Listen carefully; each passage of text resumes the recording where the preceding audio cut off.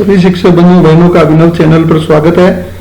अभी तक जिन साथियों ने इस चैनल को सब्सक्राइब नहीं किया तो तुरंत आप सब्सक्राइब करें, जिससे आने वाले वीडियो के नोटिफिकेशन आप तक मिल सके। आज हम बात करेंगे शिक्षक मूल्यांकन प्रपत्र 2020-21 की। साथियों, ये जनवरी 2021 से जून 2021 तक की अवधि के लिए भरा जाना है। शाला दर्पण प्रस्ताव विंडो के माध्यम से इसे ऑनलाइन किया जाना है। इसके संबंध में संस्था प्रधान और शिक्षकों के लिए दिशा निर्देश जारी कर दिए गए हैं। ये दिशा निर्देश स्कूल शिक्षा परिषद द्वारा 12 अगस्त 2021 के पत्र में जारी किए गए हैं और अभी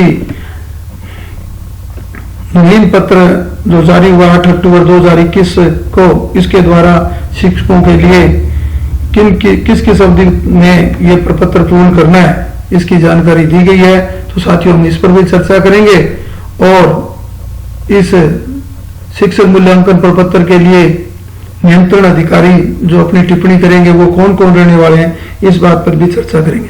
सर्वप्रथम इसकी अवधि रहेगी जनवरी 2021 से जून 2021 और ये किसे भरना है? कक्षा 1 से 12 के अध्यापन कराने वाले तमाम शिक्षक और उन विद्यालयों के संस्था प्रधानों को इसे पूर्ण करना है। साथियों, शिक्षक मूल्यांकन प्रपत्र का उद्देश्य रहता है विभाग की कार्य योजना तैयार करने में ये महत्वपूर्ण एक कड़ी के रूप में काम में आता है।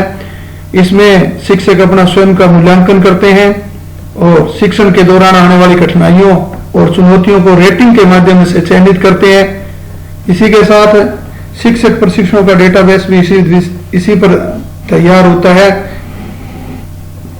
कि शिक्षक ने गत वर्ष में कितने प्रशिक्षण लिए और किस प्रकार के प्रशिक्षणों की उसे आवश्यकता है, यह शिक्षक स्वयं इस मूल्यांकन पत्र के माध्यम से तैयार करता है और विभाग के सामने प्रस्तुत करता है। साथियों, प्रारंभिक शिक्षा के शिक्षकों को यह मूल्यांकन प्रपत्र 8 अक्टूबर से 16 अक्टूबर तक पूर्ण करना है। पुनः मैं दोहरा रहा हूं कि प्रारंभिक शिक्षा के समस्त लेवल 1 और 2 के शिक्षक और उनके संस्था प्रधान इसे 8 अक्टूबर से 16 अक्टूबर तक पूरा करेंगे। माध्यमिक शिक्षा के समस्त लेवल 1 और 2 के शिक्षक और वरिष्ठ अध्यापक इसे 18 अक्टूबर से 25 अक्टूबर तक पूर्ण करेंगे। इसी प्रकार माध्यमिक शिक्षा के व्याख्याता और संस्था प्रधान, केजीबीपी मॉडल स्कूल के शिक्षक और संस्था प्रधान इसे 26 अक्टूबर से 1 नवंबर तक पूर्ण करेंगे। साथियों, इसे पूर्ण करने से पहले संस्था प्रधानों का एक दायित्व है।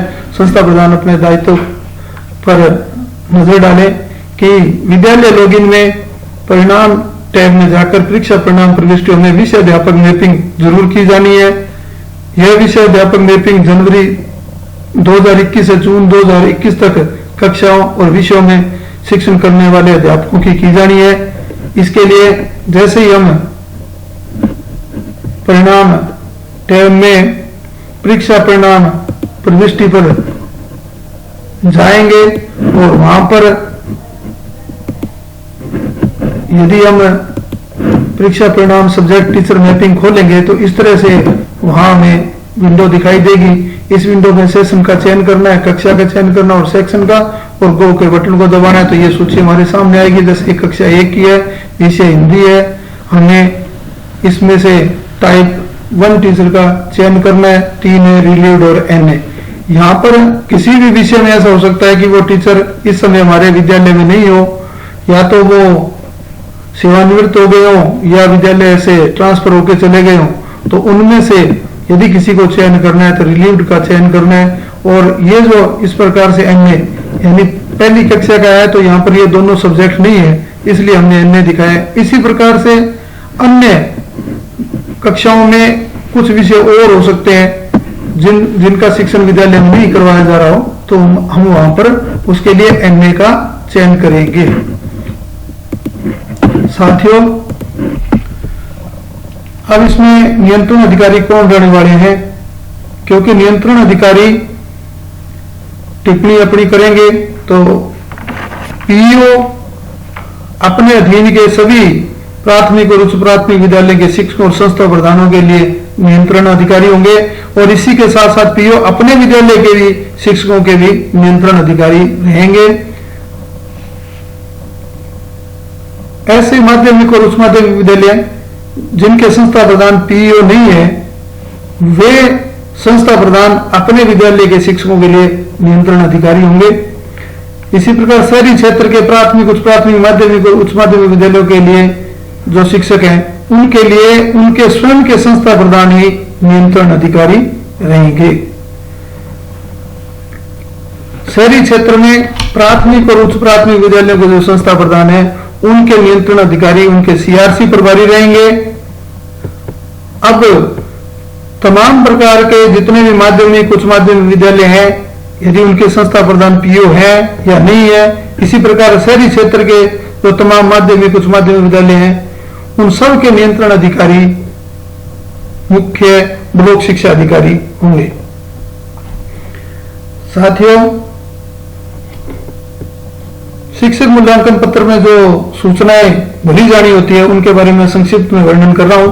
भाग 1 में शैक्षिक प्रशैक्षिक योग्यता, employee ID, SI number, NIC ID ये पहले से प्रदर्शित होंगी। जो मूल्यांकन प्रपत्र भरने वाले व्यक्ति को या शिक्षक या संस्था प्रधान को सत्यापित करनी है। यदि उसमें किसी प्रकार की त्रुटि है तो अपने संस्था प्रधान से तुरंत निवेदन करें। इसके अलावा भाग 1.1 में वर्तमान में पढ़ाई जाने वाली कक्षा और विषय प्रदर्शित होंगे, जो कि मैंने पूर्व में कहा कि संस्था प्रधान द्वारा अध्यापक मैपिंग मॉड्यूल में किया जाएगा। पहले से ही वो स्वतः प्रदर्शित होगी। यदि वहां पर भी कोई त्रुटि है तो अपने संस्था प्रधान से निवेदन करें। 1.2 में शिक्षक अपने 6 माह की औसत उपस्थिति को प्रदर्शित करेगा और इसके साथ साथ शैक्षिक या गैर शैक्षिक कार्य तो यदि अन्य विभाग में कहीं प्रतिनियुक्त रहा है तो उनके दिनों की संख्या भी लिखेगा। इसके आगे 1.3 से 1.7 तक वास्तविक तथ्य आधारित सूचना शिक्षक को वहां पर पूर्ण करनी है। 1.3 में कुल 15 निष्पादन सूचक बिंदु दिए गए हैं जिन्हें 1 से 5 तक की रेटिंग देनी है। 1 से तात्पर्य जिसे हम औसत से कम समझते हैं, 2 से औसत है, 3 से अच्छा, 4 से बहुत अच्छा और 5 का तात्पर्य उत्कृष्ट है। इसी 1.3 के चौथे कॉलम में टिप्पणी करनी है। यहां पर नियंत्रण अधिकारी टिप्पणी करेंगे। जो नियंत्रण अधिकारी मैंने पूर्व में कहे हैं, संस्था प्रधानों की दृष्टि में जैसे मैंने कहा नियंत्रण अधिकारी सीबीईओ रहेंगे। 1.4 और 1.5 दोनों ही नियंत्रण अधिकारी द्वारा पूर्ण किए जाने हैं। 1.6 में हमें जिस प्रकार की चुनौतियां या कठिनाइयां आती हैं शिक्षण के दौरान, उन्हें चुनौती और या कठिनाई को हमें 1 से 3 की रेटिंग में लिखना है। 1 सबसे बड़ी चुनौती, 2 उससे कम और 3 उससे कम, घटते क्रम में।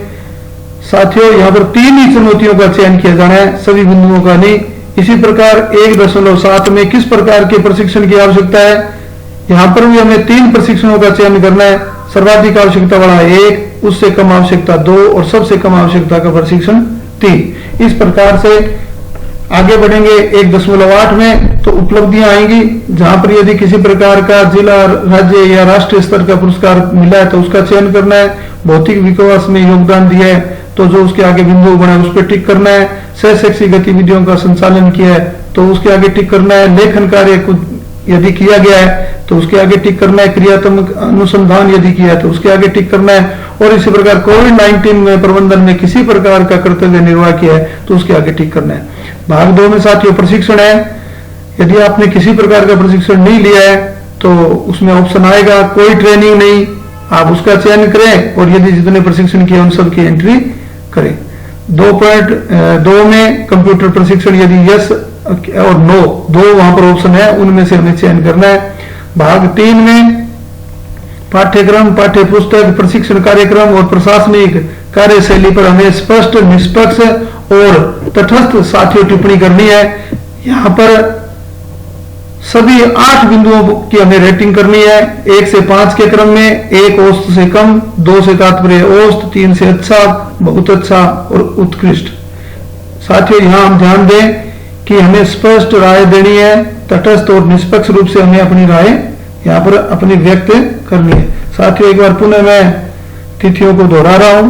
प्रारंभिक शिक्षा के समस्त लेवल 1-2 के शिक्षक और संस्था प्रधान 8 अक्टूबर से 16 अक्टूबर तक, माध्यमिक शिक्षा के समस्त लेवल 1-2 के शिक्षक और वरिष्ठ अध्यापक 18 अक्टूबर से 25 अक्टूबर तक, और माध्यमिक शिक्षा के व्याख्याता संस्था प्रधान केजीबीपी और मॉडल स्कूल के शिक्षक और संस्था प्रधान 26 अक्टूबर से 1 नवंबर तक शिक्षक मूल्यांकन प्रपत्र 2020-21 को पूर्ण करेंगे।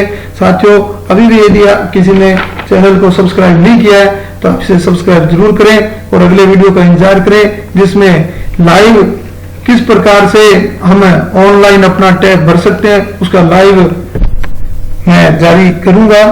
तब तक के लिए आप सबको धन्यवाद, नमस्कार।